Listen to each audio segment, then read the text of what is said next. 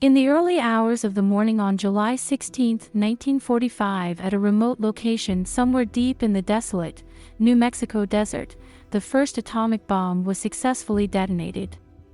This was the Trinity test, the culmination of the infamous Manhattan Project started by President Franklin Roosevelt in 1942 with the goal of weaponizing nuclear energy.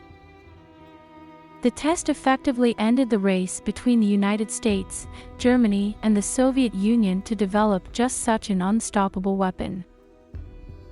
A race run in hidden laboratories and isolated locales across the world since at least the 1930s, the culmination of the life as work of some of the greatest minds on Earth. A few weeks later, it would effectively end World War II when nuclear bombs were dropped on the Japanese cities of Hiroshima and Nagasaki with horrifying consequences.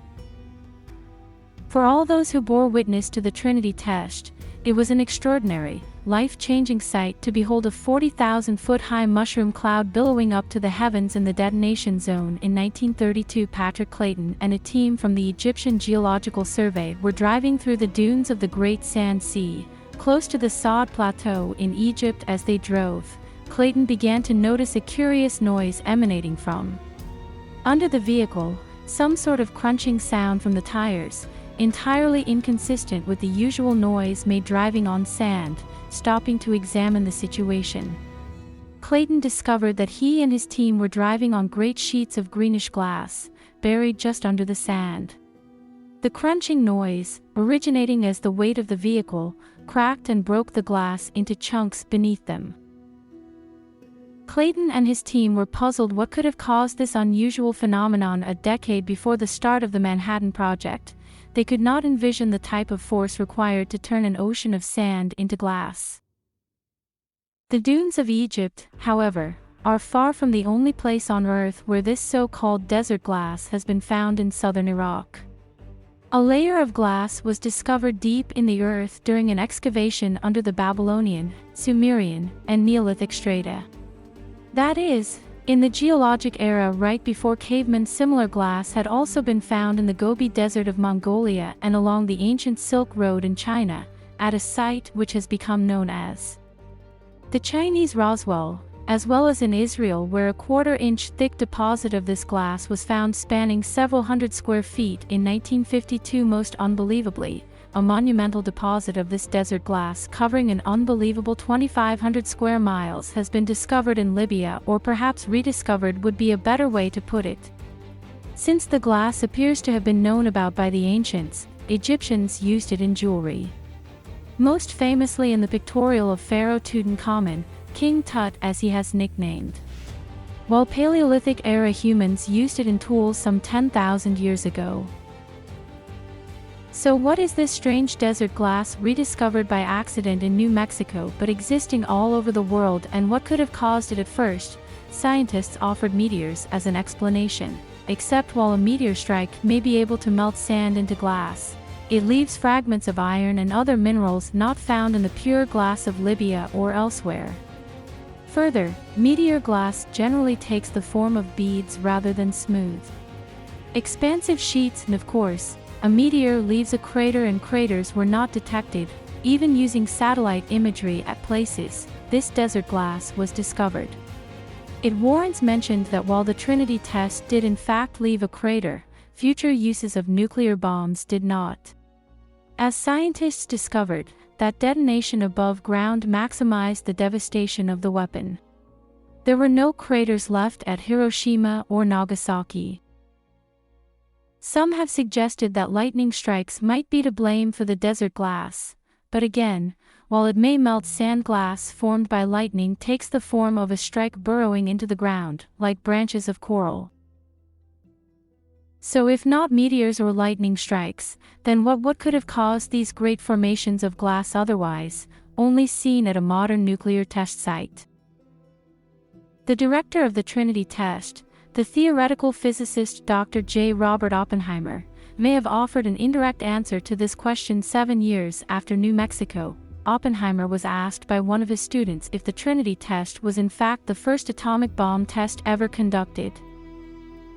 To this, he offered the cryptic reply, Yes, in modern times, what did Oppenheimer mean by this statement? Was he suggesting that nuclear power had been harnessed and nuclear weapons utilized sometime in the past? In the early 1970s, France was searching for uranium in Gabon, West Africa, one of their former colonies, to fuel their nuclear power plants back home. They did manage to discover a number of uranium deposits arranged curiously in a straight, tidy row, as if this apparent coincidence wasn't strange enough. French scientists received a real shock when they removed some of this uranium and sent it for testing. See uranium found in the Earth's crust in the Moon. Even in meteors has a very specific level of uranium-235 content, 0.72%. Unlike the more predominant uranium-238, uranium-235 can sustain a fission chain reaction. That is, it can be used for nuclear power as well as nuclear weapons. Yet the uranium the French had pulled out of the ground in Gabon had significantly less uranium-235 than 0.72%. In fact, it had the makeup not of raw uranium, but of used uranium. It even contained other elements not naturally occurring at levels which aligned with the spent fuel of nuclear power plants. It was almost as if someone in the distant past had been using these uranium deposits, arranged neatly in a row as they were. But if so, then who and for what? The answer to this question perhaps lies to the east in India and what is now the country of Pakistan. In 1927, ruins were unearthed during a geological excavation in Mohenjo-Daro, Pakistan, which stunned excavators and experts alike. Starting at an apparent epicenter and extending outwards for 50 yards, the ruins had been fused and crystallized. In effect, the ruins had been turned to glass around an epicenter, which seemed to indicate a blast. More bizarrely, 44 human skeletons were found lying in the street, many holding hands as if they had suddenly been struck down by some unexpected catastrophe like the Mount Vesuvius volcano eruption in Italy, except in an area devoid of volcanic activity. Upon examination, scientists wondered why these skeletons, many thousands of years old, had not decayed. When they were tested, the bones showed radiation levels many times higher than could be expected. At least one of the skeletons was recorded as having 50 times the radiation level. It should have had. One scientist by the name of William Stern concluded that the melting of bricks at Mohenjo-Daro could not have been caused by a normal fire, while Antonio Castellani, a space engineer in Rome, suggested it's possible that what happened at Mohenjo-Daro was not a natural phenomenon. But these types of apparently unnatural phenomena have been found across the Indian subcontinent. For example, in Jodhpur on the edge of the Thar Desert in India, a 3-square-mile radioactive zone was discovered during excavation for a housing project. Under the ground was a layer of radioactive dust consistent with what is found in areas after a nuclear detonation. Sometimes evidence does not make sense, and for the experts, Mohenjo-Daro and Jodhpur seemed to be evidence which suggested the use of nuclear weapons many thousands of years or more before the Manhattan Project. Is it possible this is what Oppenheimer was referring to when he asserted the Trinity test was the first nuclear bomb in modern times? It is interesting to note that upon creating his bomb, Oppenheimer infamously said, "Now I am become death, the destroyer of worlds." This was a quote he took from the Bhagavad Gita, an ancient Indian text. Oppenheimer was intimately familiar with having learned the Sanskrit language specifically so he could read it in its original language. Consider that within the Bhagavad Gita there are numerous accounts of magical super weapons wielded by gods, which sound frankly a whole lot like modern nuclear bombs. One such weapon caused crowds of warriors with steeds and elephant and weapons to be carried away as if they were dry leaves of trees, while another produced an incandescent column of smoke and flame as bright as 10,000 suns, which sounds eerily similar to the mushroom clouds produced by nuclear bombs. Perhaps the most powerful weapon was known as the Brahmastra, a single projectile charged with all the power in the universe. It was an unknown weapon, an iron thunderbolt, a gigantic messenger of death, which reduced to ashes an entire race. There was neither a counterattack nor a defense that could stop it. Some have suggested these accounts are not all that dissimilar to biblical accounts of Sodom and Gomorrah. As the Bible says in the book of Genesis, "Then the Lord rained down burning sulfur on Sodom and Gomorrah from the Lord out of the heavens." Thus he overthrew those cities and the entire plain, destroying all those living in the cities and also the vegetation in the land.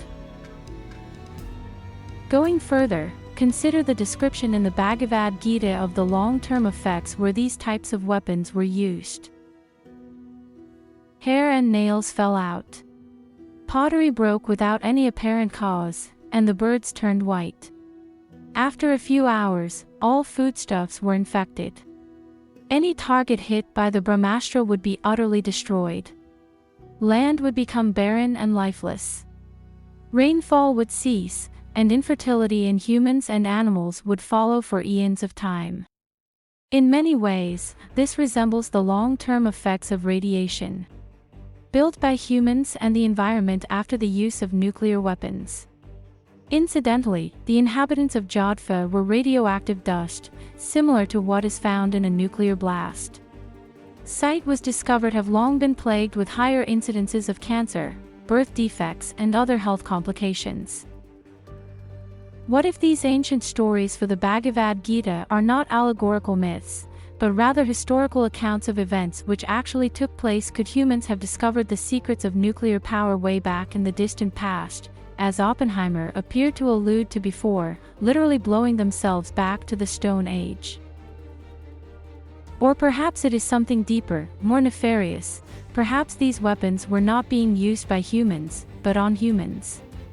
Maybe those recorded in the texts as gods were not gods at all, but aliens. Dr. John Brandenburg is neither a conspiracy theorist nor a kook. He is a plasma physicist with a PhD from the University of California, Davis, a consultant to companies like Morningstar, Applied Physics LLC and Orbital Technologies Incorporated, on such heavy topics as space missile defense and directed energy weapons. He is a credentialed man who has held positions of sway within high-minded futuristic organizations. This is why it created such a stir when Brandenburg appeared on Fox News in 2011 and proclaimed that Mars had been the site of nuclear explosions. In his own words, the Martian surface is covered with a thin layer of radioactive substances including uranium, thorium, and radioactive potassium. A nuclear explosion could have sent debris all around the planet. Maps of gamma rays on Mars show a big red spot. That seems like a radiating debris pattern on the opposite side of the planet. There is another red spot. For those inclined to search for natural reasons, this could be the case, Brandenburg added succinctly. This massive nuclear explosion on Mars seems to defy natural explanation. As if this incredible proclamation wasn't enough, Brandenburg has since taken his work further, coming to a mind-blowing conclusion which he has recently presented in the Journal of Cosmology at a research presentation for the American Physical Society and a new book entitled Death on Mars: The Discovery of a Planetary Nuclear Massacre. In short, Brandenburg believes that it was not just random nuclear explosions which took place on Mars, but specifically the conscious use of nuclear weapons. He asserts that what could be seen resulting from two large anomalous nuclear explosions on Mars in the past was consistent with the effects of nuclear bombs, a planetary nuclear massacre, as it were. But who could have used these weapons to produce such a massacre? Brandenburg offers a terrifying and ominous explanation, proclaiming that what can be seen on Mars is an example of a civilization wiped out by a nuclear attack from space. He expands on this theoretical horror, colloquially, explaining in his book it is possible the Fermi paradox means that our interstellar neighborhood contains forces hostile to young noisy civilizations, such as ourselves. Such hostile forces could range from things as alien as AI, artificial intelligence, with a grudge against flesh and blood, as in the movie Terminator, all the way to things as sadly familiar to us as a mindless humanoid bureaucrat like Governor Tarkin in Star Wars, eager to destroy planet Alderaan as an example to other worlds. Combine Dr. Brandenburg's proclamations with the wisdom of J. Robert Oppenheimer, and the question becomes whether Mars might not have been the only place these aliens hostile to young noisy civilizations appeared.